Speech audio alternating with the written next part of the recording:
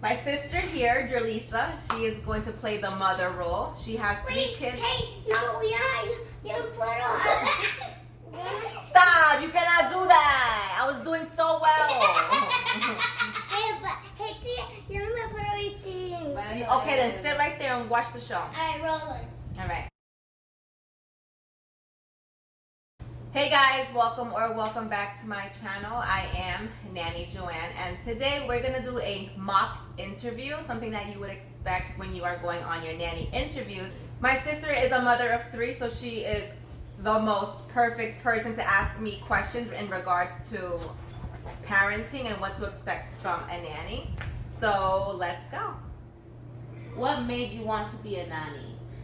So I was working in retail about 5-6 years ago, and I wanted to be a nanny when I realized that working with adults is not for me. I realized that my passion was either kids or dogs, and that's when I made the transition to go on care.com and start looking for families so I can work with children. Okay. Do you have a preference when it comes to ages?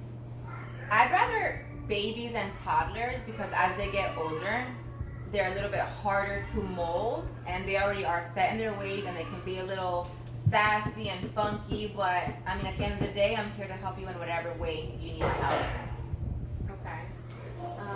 How do you handle timeouts or any behavior issues? So if I am confronted with an issue, I will first, before that happens, I will talk to the parent to see how they would want me to address these behavioral issues. I'm not a fan of timeout. I believe communication is most important. But before I tell them to go to timeout or, count to 10 and breathe, I'll just address it first with the parent to see how they would want me to respond to a misbehaved child. Okay, given the current situation we have with COVID-19 and most recreational areas being shut down, how do you entertain kids? It's a great question. So yeah, COVID, wow. So being that we can't go out, most places are closed, you may not feel comfortable, then there are a bunch of things that we can do from home, especially if screen time is not one of your favorite go-to things. There's always projects, arts and crafts, there's always reading to them, DIYs, baking, imaginary play, Play-Doh, puzzles, books, Lego. So there are a plethora of things that we can do that don't have to involve screen time. How do you deal with picky eaters or introducing different types of food to the kids? So I'm sure that you'll tell me what your kids like and don't like, so I'll go more or less based off of that. But if I am confronted with a situation where I give them something and they don't want to eat it, my rule of thumb is you get two options, this or that. If they don't like any of the two options, then they're not going to starve themselves, and when they are hungry, which eventually they will get hungry, I'll just come back and I'll be like, well, these were your two options, so pick one. What's the most challenging part about working with children? The parents.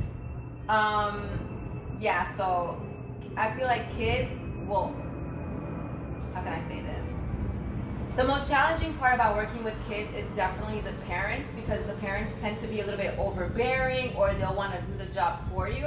And I understand that, but at the end of the day, that's why I'm here. I know my role as a nanny, and I know that your role is as a parent. So the most difficult part is honestly the parents, because they tend to want to overstep, and instead of pulling me to the side, they'll say something right then and there, and it confuses the kid.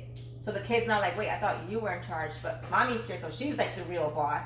So the most challenging part is definitely the parents when they do overstep, or they step on my toes, or say something that I didn't agree with. Do you have a organizational or sort of chart method you use with kids?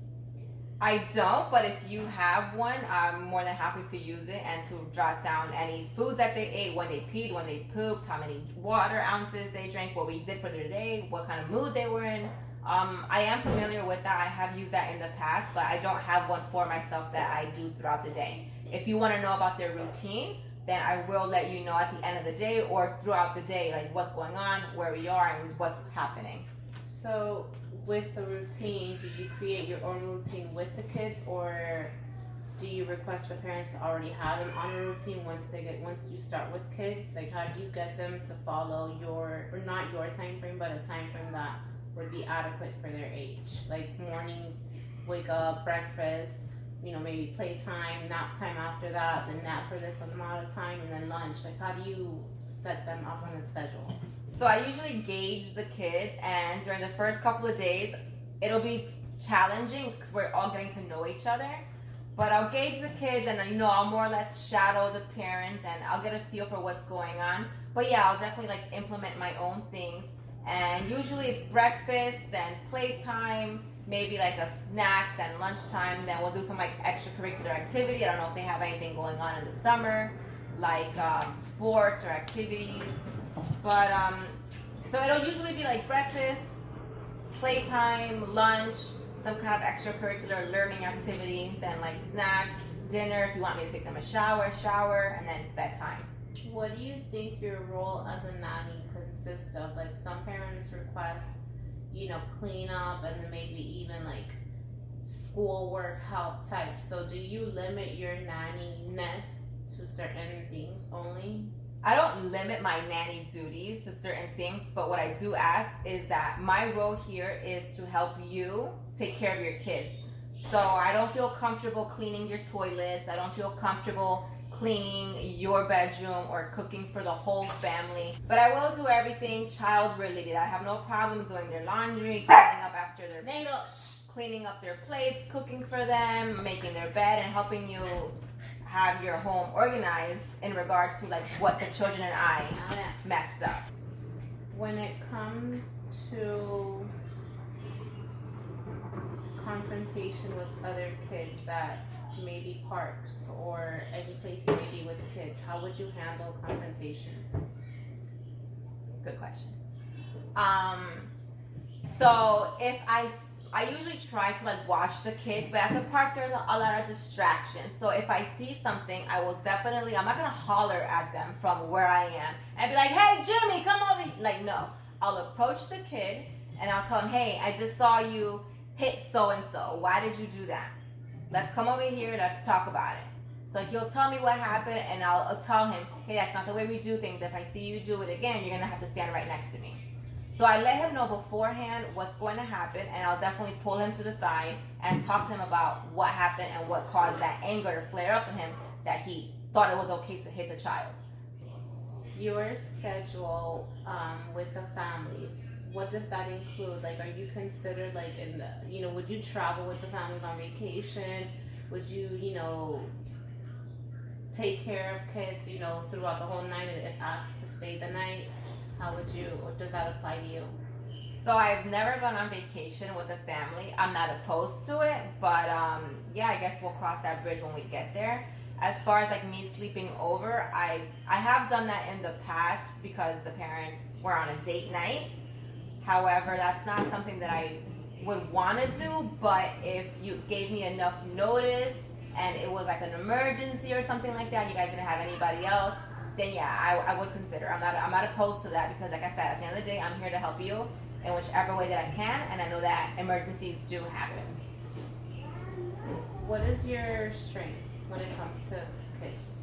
I feel like my strength when it comes to kids is definitely my ability to communicate to them and to let them see where I stand, what do I expect to them, and me just expressing myself to them in a way that they will understand, and also expressing myself to you, the parent, in a way that we can both see eye to eye.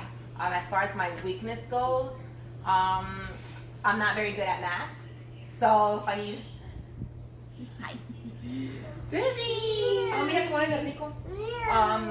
I'm not very good at math, so if I needed to do math homework, I'd probably say get a tutor. Alright guys, so that was more or less a couple of questions that most families ask you, and if you have any questions, don't forget to leave a comment below. If you feel like I missed out on anything, also let me know. Maybe I'll do a part 2 video.